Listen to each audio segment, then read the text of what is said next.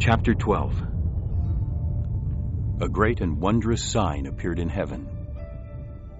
A woman clothed with the sun, with the moon under her feet, and a crown of 12 stars on her head.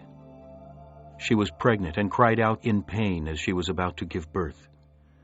Then another sign appeared in heaven.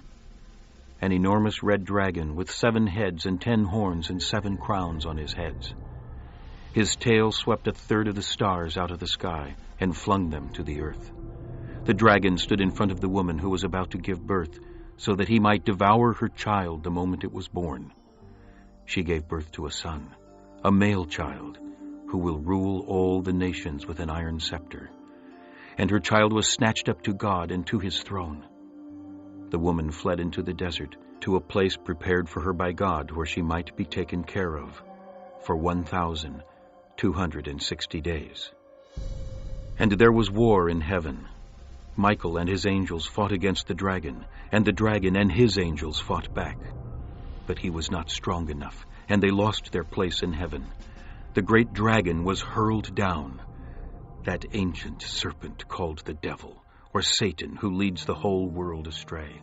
He was hurled to the earth, and his angels with him. Then I heard a loud voice in heaven say, "Now have come the salvation and the power and the kingdom of our God and the authority of his Christ. For the accuser of our brothers, who accuses them before our God day and night, has been hurled down. They overcame him by the blood of the Lamb and by the word of their testimony. They did not love their lives so much as to shrink from death. Therefore rejoice, you heavens and you who dwell in them.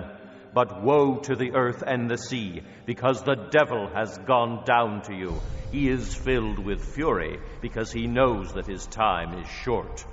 When the dragon saw that he had been hurled to the earth, he pursued the woman who had given birth to the male child.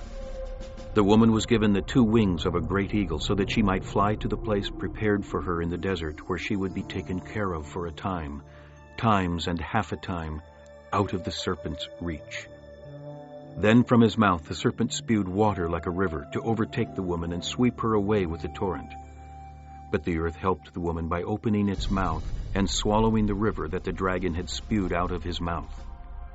Then the dragon was enraged at the woman and went off to make war against the rest of her offspring, those who obey God's commandments and hold to the testimony of Jesus.